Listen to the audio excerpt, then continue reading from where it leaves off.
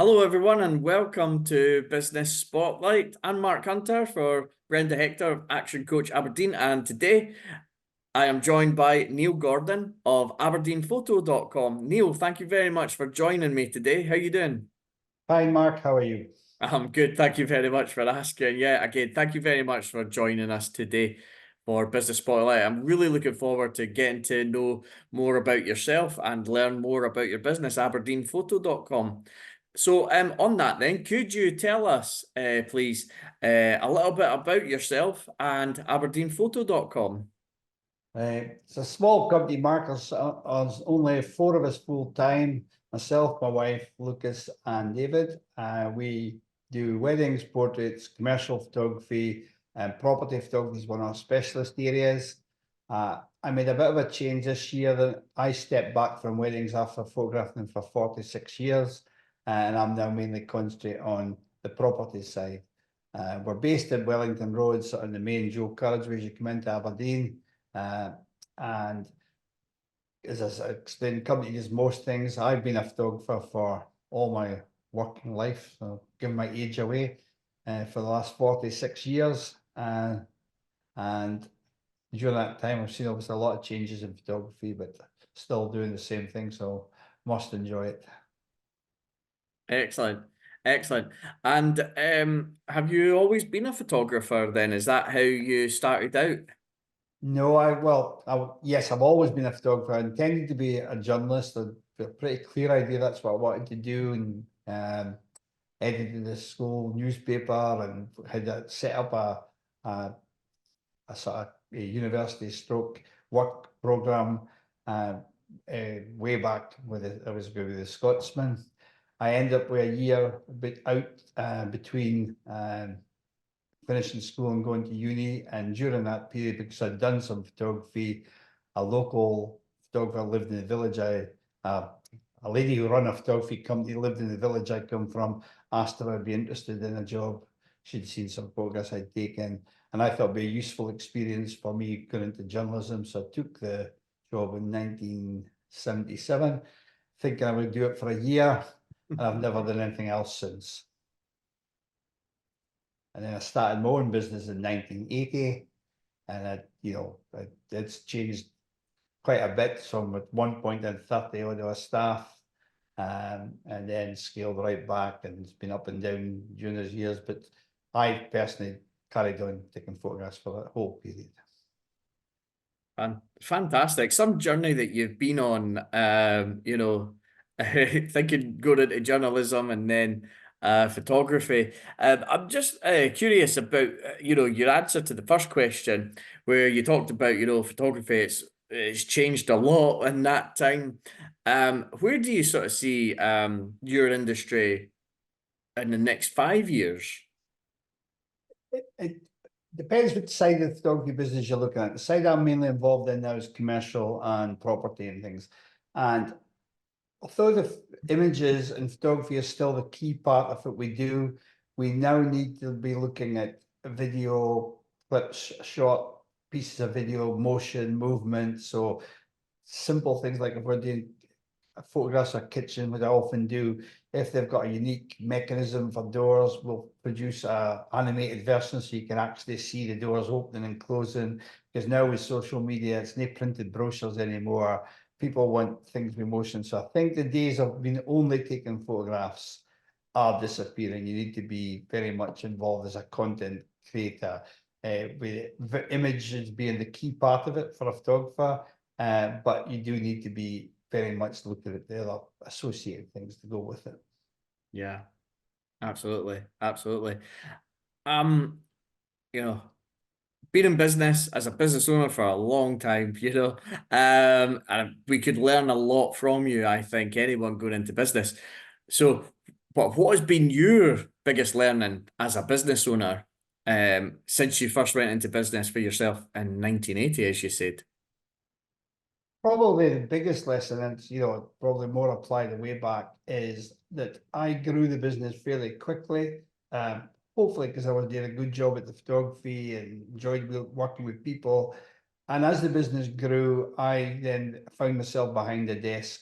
And if I could turn the clock back, I would probably stay doing what I was good at and employ someone else to run the business, even if it was my business, I'd employ somebody with better business skills than me and let me carry on doing what I'm good. So my advice to anybody would be try and concentrate on what you're good at. So if you're good at marketing or the actual job that the goods you're producing, concentrate on that, let somebody else take care of the business side, and vice versa. If you happen to be good at numbers and good at managing people, you concentrate that and employ skilled people to do the other part. But I think simple lesson, just try and concentrate what you're good at. I found the business growing and assumed because it was my business, it was my job to manage it. But with hindsight, I would change that.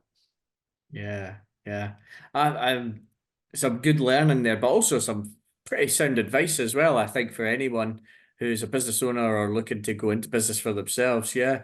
Um, I you know, suppose also I would say that a simpler way, if you're doing something you like doing, you're much more likely to be good at it, consistent, and make a success of it. If you're forcing yourself to do something that's not what you're really set out to do, then it's going to make life harder.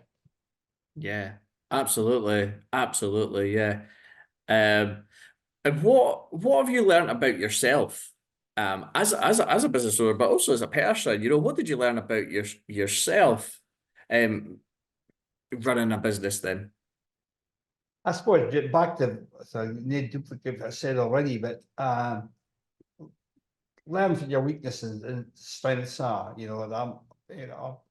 I understand numbers, I understand accounts. I just didn't enjoy dealing with any of that. I have to a small business, but now I do leave most of it to my wife. I first and foremost like dealing with people. I love the actual job I do, taking photographs and producing images and helping a client convey a message. And I love dealing with people. And what I've learned is that's what I'm good at. That's what I should do, and leave other. Again, it's a repeat if I said before, but that's probably just knowing that working to your strengths basically. And I know it's a corny thing to say, but doing something you really enjoy doing, because then it doesn't feel like work if you're really enjoying it. So. Absolutely, I totally agree with that. Yeah, if it's something you enjoy doing, then yeah, it doesn't feel like work at all. Absolutely. You talked a little bit there about people and having the right people. Certainly makes it better, and that you like working with people as well. Um, is there anyone that you know or that's inspiring to you, or being a good coach or a mentor, or it might even be someone famous as well? Is there anyone who comes to mind when it comes to that? In Someone terms of you look somebody at. famous, my hero would be Steve Jobs, and I've read probably everything about him. I'm an Apple fanatic, use obviously Apple products in my work, but that aside, even if I wasn't using Apple products, just his presentation skills, his Yeah. ability to say no, stay focused, his history, leaving Apple, coming back, reinventing it, going to Pixar, just everything you read about him, just even to the extent which I kind of do a little bit, he dressed in the same thing every day, didn't waste any time making decisions, and just everything I write about him makes him somebody that I would look up to. And I've also a few, when I mentioned their names, a few friends that are local who have been very successful, and I'm friendly with them, so I can see what their skills are, and I've learned a lot for them. And then last year, I actually, first time I've ever done this, I had a coach for 6 months, and it taken nothing away from the coach, who was excellent. Probably didn't learn anything new. I read a lot of productivity and self-help books, and he gave me a lot of lessons, but it was the accountability and just speaking to someone rather than just reading about it. It's I like taking it in theory, but working with him made me apply it and made me make some changes to my business and to what I did. And that's probably helped me make that decision after 46 years to give up one big part of the business for me, which is the weddings. So, and that came about just by analysing, what I wanted to do for the last sort of chapter of my working life. Excellent, excellent. Yeah, and good to hear that you've had a coach, people around you to help you. And also, as you say, learn, but more importantly, taking accountability, which is so vital, when you're receiving any sort of coaching. So, yeah, thank you so much for that. I'd give it being so honest. So thank you very much, Neil. It's been an absolute pleasure having you on. I've got one more question that I always like to finish with. Um, if you could give your younger self or 18-year-old self or that person who was just about to go into business for themselves, what advice would you give them? The first thing is I would tell myself to wait another couple of years, not quite start quite so young in business, gain a little bit more experience working for somebody else before I set up my own business. And the second thing, and I know it's probably the third time I've said it, I would learn to uh, concentrate on what I was good at. I found as the business grew, I ended up taking on roles that would have never been my uh, first choice. I never wanted to be an accountant, but I ended up spending my time dealing with accounts. For instance, I've got two daughters that are accountants, and they've probably learned from my mistakes, and they love accounts. But so I know it's probably the third time I've said the same thing, but it's probably the thing that stands out most in my mind. That as I've got older and I've learned to focus on what I enjoy doing and what I'm good at, it makes life much easier. Absolutely, yeah, yeah, and I think what you said about maybe it was too soon for you to go into business, get a couple of years experience working with someone. Someone said the exact same to me today as well. So there's two people who are giving that sort of advice. Learn a little bit from an employer first, maybe before going into business. I think that's some really good I advice. worked with one employer for 3 years, but I probably would have should have went and worked for another.